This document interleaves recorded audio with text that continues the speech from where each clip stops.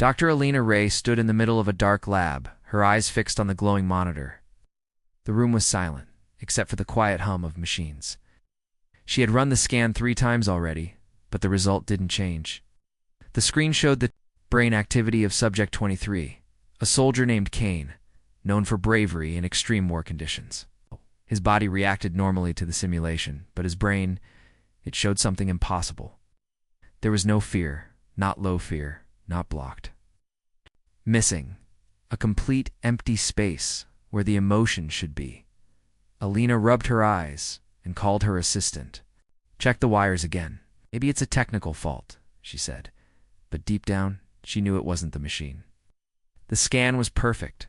The data was clear. Still, to be sure, they brought in 5 more subjects. One by one, the results came. Back. No fear. Different people, different backgrounds, same result. It was as if the fear response had been erased from every human they tested. She couldn't explain it. Humans are built for survival. Fear is not just natural, it's necessary. It helps people avoid danger, make decisions, stay alive. But these results told a different story. She stared at the brain maps. No spikes, no signals, just flat silence in the fear center of the brain. It wasn't numbness, it was absence. Her thoughts were interrupted by a message from Central Command. They were watching the experiments closely. "Prepare a full report," the message said. "This may be bigger than you think." Alina felt a chill on her neck. Bigger? How big? Meanwhile, Kane sat quietly in the observation room, his face calm, almost peaceful. He had just experienced a high-intensity war simulation where gunfire exploded around him and his team was under attack. Most people would sweat, breathe heavily, panic. Kane showed no sign of any of that. When Alina asked how he felt, he simply smiled and said, "It was interesting, something was wrong." Alina pulled up past medical records of Kane and the others. All of them had normal scans a year ago. Their fear response was present, healthy, so the change had happened recently, and not by accident. She started checking global databases, medical journals, military records. Slowly, a pattern started to appear. Around 3 months ago, fear responses began dropping across multiple countries, first in soldiers, then in civilians. No one noticed it. Why would they? Fear doesn't vanish in a dramatic way. It just fades quietly, till it's completely gone. At night, Alina couldn't sleep. Her mind kept returning to the same question. If fear is disappearing, what's causing it? Is it a virus? A side effect of technology? Or something else entirely? The next morning, her assistant rushed in with strange news. A hacker named Nilo had posted something on the dark web. It was a leaked video from a military base. In the footage, a group of soldiers walks directly into enemy fire, without blinking, without ducking. One even laughs while bombs fall around him. The title of the video, "The Fearless Ones." No explanation, no source, just silence. Alina watched the video again and again. It didn't look brave. It looked unnatural. She closed her laptop and stared out the window. The city looked normal. People walked the streets. Cars moved. Children laughed. But something had changed. Something deep inside the human mind. Something invisible. And then a strange idea entered her thoughts. What if fear isn't gone by accident? What if someone or something took it from them? She turned back to the brain scans and zoomed in closer. For the first time, she noticed a strange shape inside the waves. It was too regular, too perfect. Not noise, a pattern, a message. Her heart beat faster. She didn't feel fear. But maybe she should. Dr. Alina Ray sat alone in her lab, eyes locked on the strange signal hidden deep inside the brain scans. It wasn't random. It moved in a clean, steady rhythm, like a heartbeat, but digital. She played it on a loop. Same pattern repeated over and over, buried inside every scan where fear was missing. No natural brain activity ever looked this perfect. It wasn't created by the mind. It was being sent from somewhere. She shared her findings with the Defense Research Board. But most of them didn't understand the importance. Fear levels drop all the time, they said. Maybe it's just evolution. But Alina knew better. Evolution doesn't happen in 3 months, and certainly not across the entire planet. Back in her lab, She contacted Nilo, the mysterious hacker who had posted the leaked video. He agreed to speak only through a secure channel, and even then, his voice was hidden by a digital filter. He didn't give his real name, but he shared one thing that shook Alina to her Cora map of signal data coming from across Earth.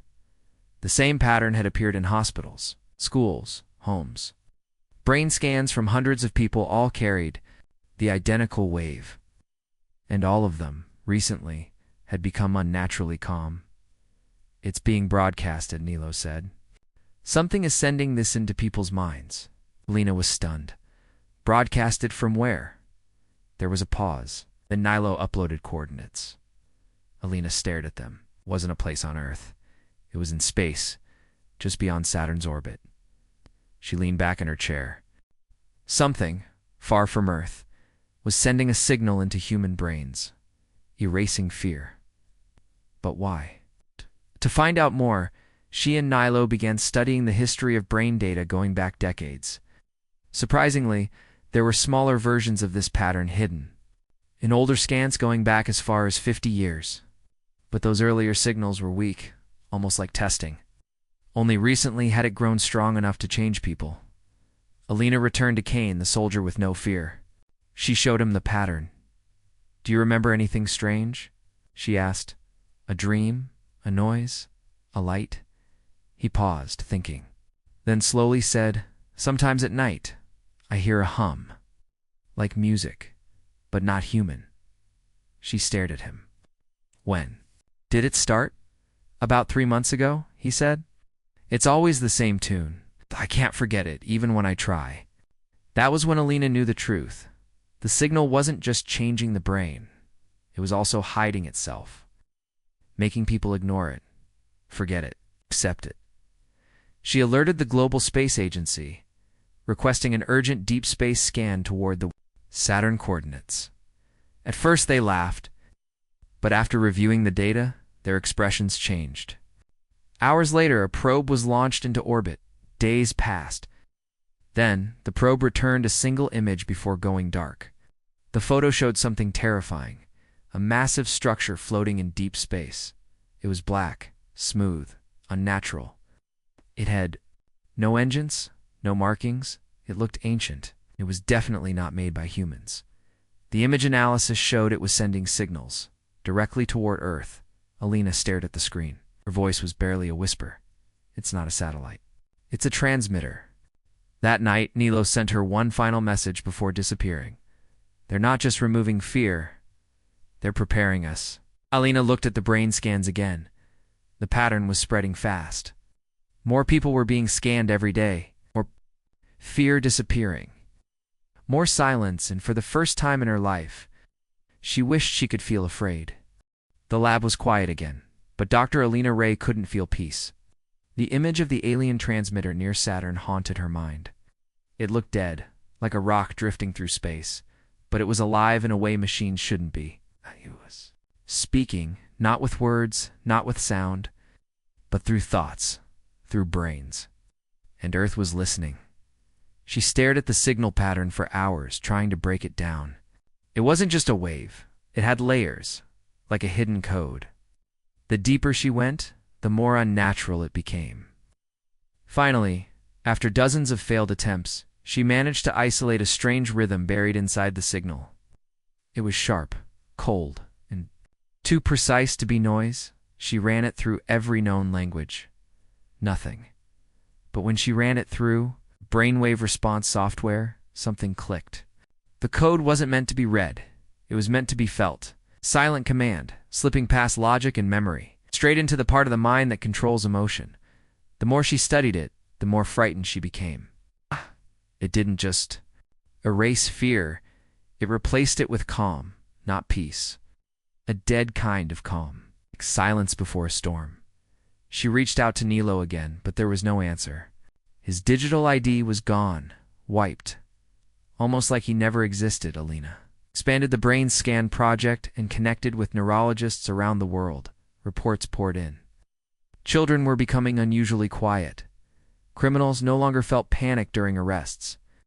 Even animals began acting differently. A zookeeper from Brazil reported that predators no longer feared fire. A doctor in Japan said heart rates in patients had dropped to unnatural levels even during surgery. Something was changing at the root of fear itself. But then came the most terrifying update yet.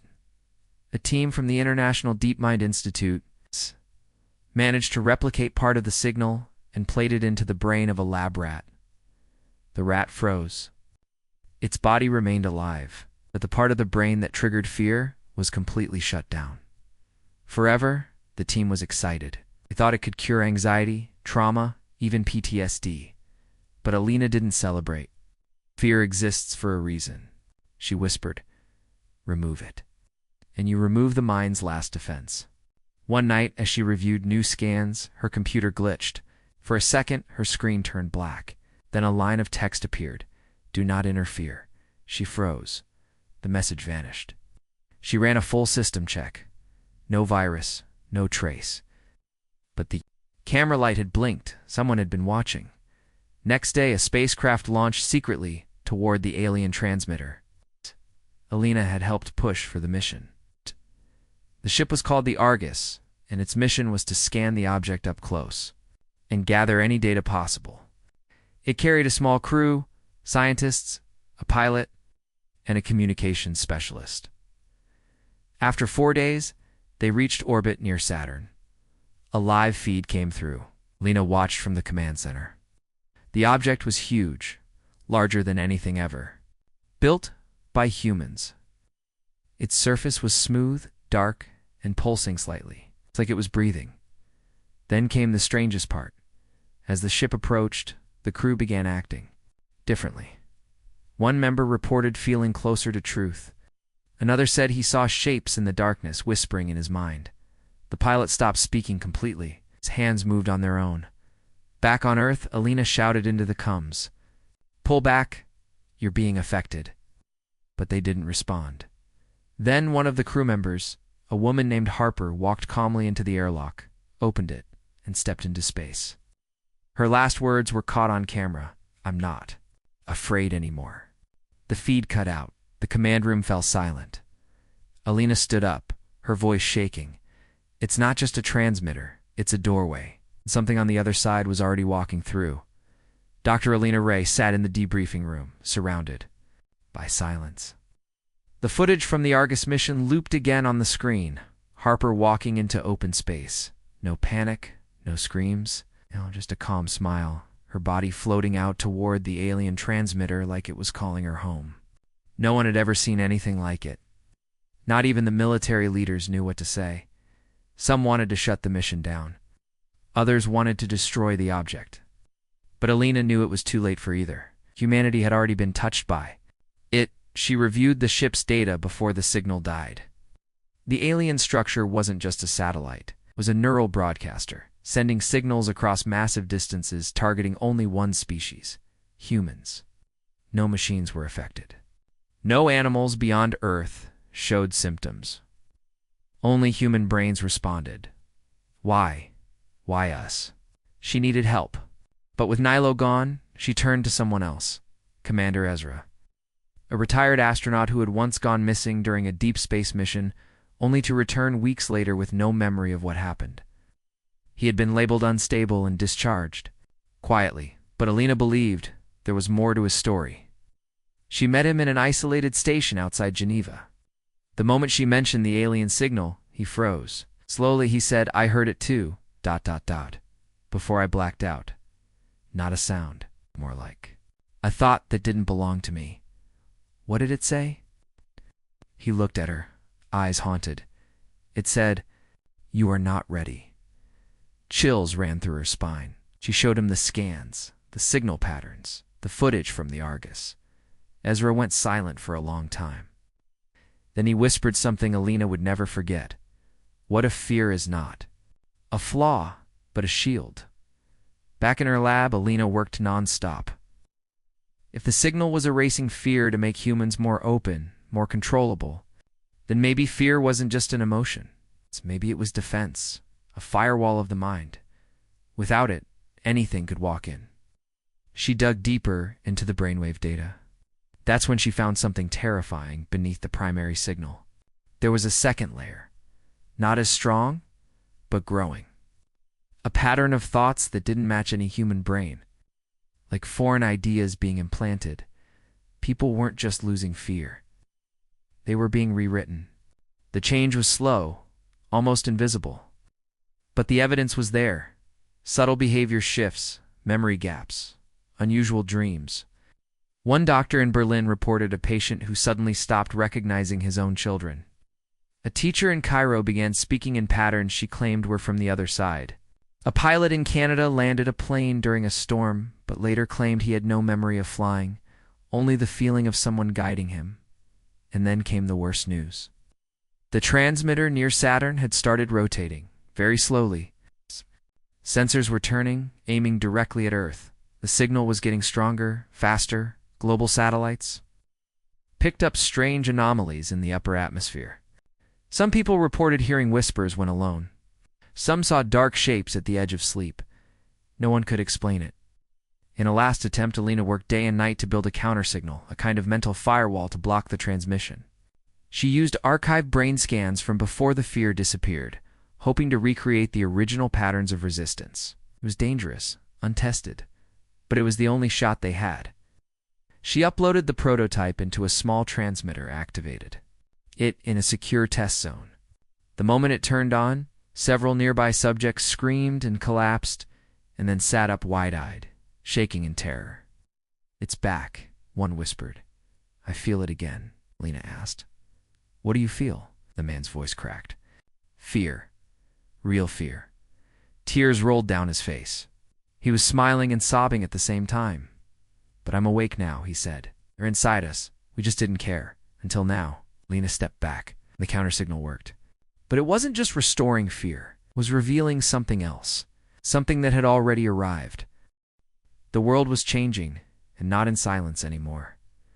Dr. Alina Ray stood on the balcony of the Earth Security Division's upper tower, watching the streets below. People moved with strange calm. No arguments, no panic, no hesitation.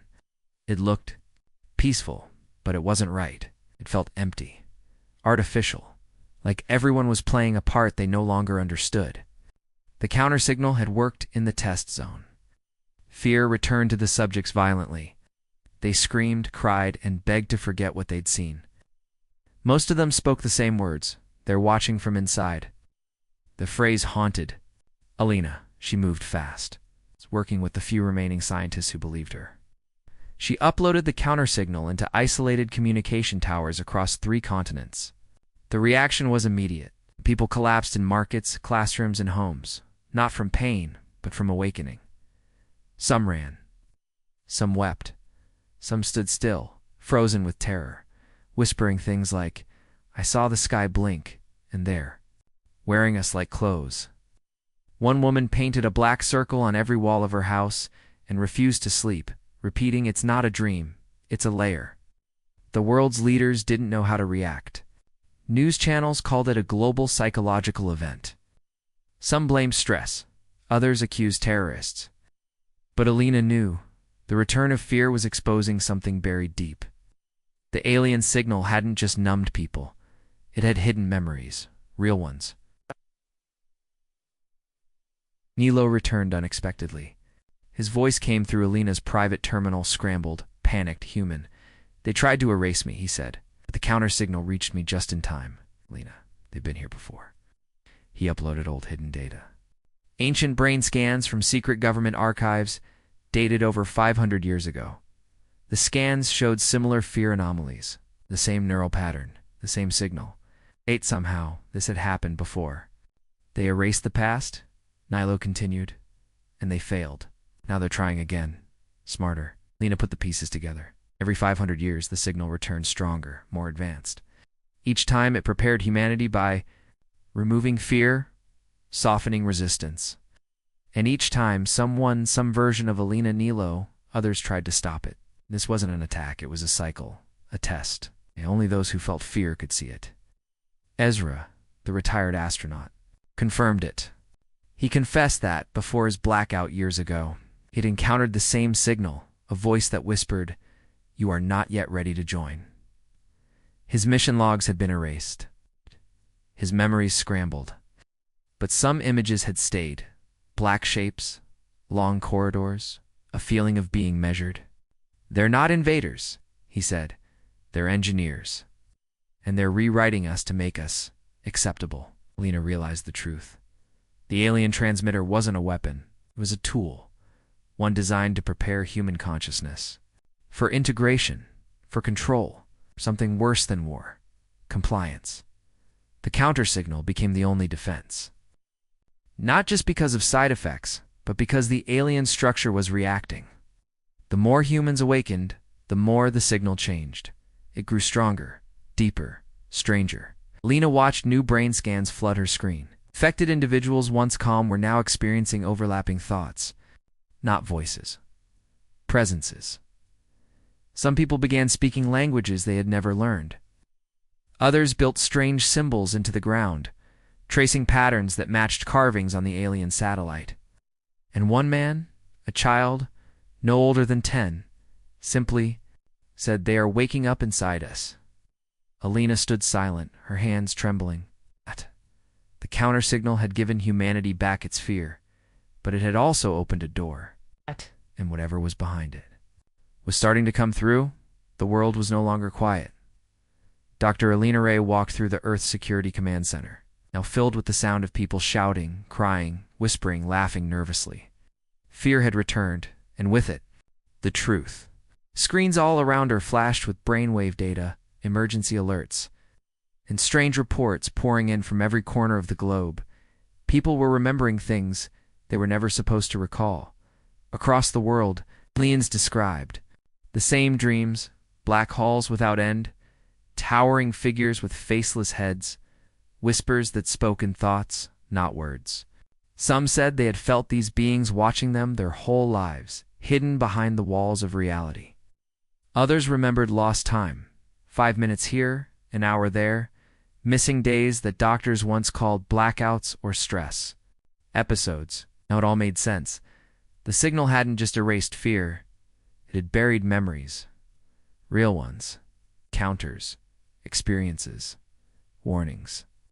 And now, the counter-signal had pulled back the veil. Humanity had never been alone.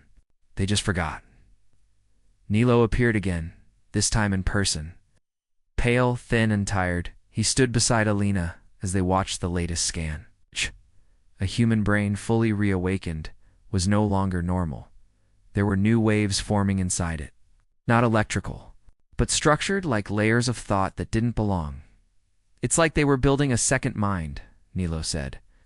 "One inside our own," Alina nodded, and they almost finished. Some people began to change completely, their speech. Patterns broke. Their reflections stopped matching their movements. A woman in Norway was recorded walking into the ocean, saying the merge has begun. In India, an entire village drew massive circles into their fields, identical to markings. On the Saturn transmitter, all across Earth, the signs were clear. The signal had planted seeds in the human mind. And now those seeds were waking up. And then the final message came. The alien transmitter, now fully active, sent out one last data burst caught by a space satellite in lunar orbit. It was short, just 5 words in a language no human should understand. But everyone did. They still fear. Not ready. Signal stopped. The satellite shut down. The structure near Saturn began to fade from sensors, not exploding, not fleeing, just slipping out of phase like it was never really there. That moment, Lena understood. The signal wasn't meant to destroy us. It was a test of control. They weren't here to conquer. They were here to see if humans could be rewritten, made soft, quiet, obedient, fearless, not by courage, but by design. And if that worked, they would take the next step. Full contact, full control, full merging. But it hadn't worked, because fear returned, and with it came defiance. Memory, resistance, humanity. Ezra stood beside Alina, watching the stars. "We weren't supposed to pass," he said, "but we did. Not because we were perfect, but because we refused to let go of what made us real." Alina smiled faintly. She looked at the sky. not with peace, not with clarity. The war hadn't started. It had been avoided. For now, but they would be back, because now. They knew humanity was aware, awake, afraid and proud of it. Fear wasn't a weakness. It was a shield. It was the last line of defense, and this time, humans would be ready. The stars were silent again, but the silence no longer felt safe. Weeks had passed since the alien transmitter near Saturn had vanished from all sensors. No one could explain how it disappeared. It didn't fly away or break apart, simply faded, as if it had never truly existed in physical space. But its presence lingered, in minds, in memories. The sharp return of fear that refused to fade. Dr. Alina Ray stood on the edge of the observation deck, looking up into the night. Sky, not with curiosity anymore, but with understanding. Earth had not fought a battle of weapons. It had fought and survived a battle of thought, and the enemy had not lost. It had simply paused. The counter-signal had spread, across nations, continents, and hidden places where the original signal had rooted itself deepest. People woke up from the fog.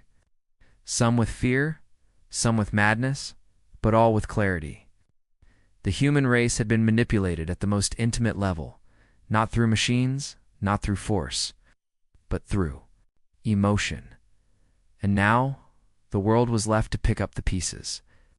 Governments collapsed, religions split, people demanded answers.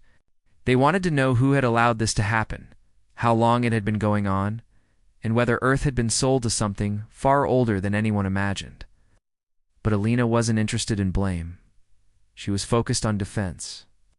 She and Nilo formed a new network, a decentralized alliance of scientists, engineers, neurologists, even former soldiers, all dedicated to one mission: protect the human mind. They called themselves the Awake. The transmitter's signal may have failed in its ultimate goal, but it had still changed something. Even after the counter-signal was spread, many people retained strange side effects, fragments of alien thought, unusual awareness, or dreams shared between strangers. Some individuals began creating art, music, and languages they had never learned. The echoes of the signal were still inside them. One of them was Kane, the original soldier from the first scan. He had changed more than anyone, as fear had. Returned, but something else had stayed behind. He spoke less now, but when he did, he often spoke about the second sky. When asked what he meant, he simply said, "There's more above us than stars." Alina began documenting these cases. Not to stop them, but to understand. The human brain had faced an invasion. It had rejected it. But like any battle, there were scars. And perhaps upgrades. The most important discovery came from Ezra. He had gone silent for days, isolating himself in a magnetic lab chamber, studying the full signal logs left behind by the transmitter. When he emerged, he had only one sentence to share. They weren't. The first, Alina froze. "What do you mean?" Ezra looked at her with tired eyes. The signal they used wasn't designed by them. It's older, much older. I think they were tested too once, just like us. The realization shook her. The beings who tried to rewrite humanity weren't gods. They were messengers. Or worse, survivors of something greater. Lena recorded one final log, her voice calm but firm. "To whoever hears. This we remember. We resist. We rebuild. We are flawed emotionally, frightened, and that is our strength. If you come again, know this. We are not empty. We are not ready to be rewritten. We are human, and we are awake." The message was launched into deep space, encoded in the same signal format once used against them, but now carrying defiance instead of submission. As Earth healed, the stars still watched, silent, waiting, and far beyond the edge of the solar system, in a place no human had seen. Something old turned slowly in the dark and listened. This time it heard fear, and it backed away. Humanity had passed the test, for now. But the next one was already waiting.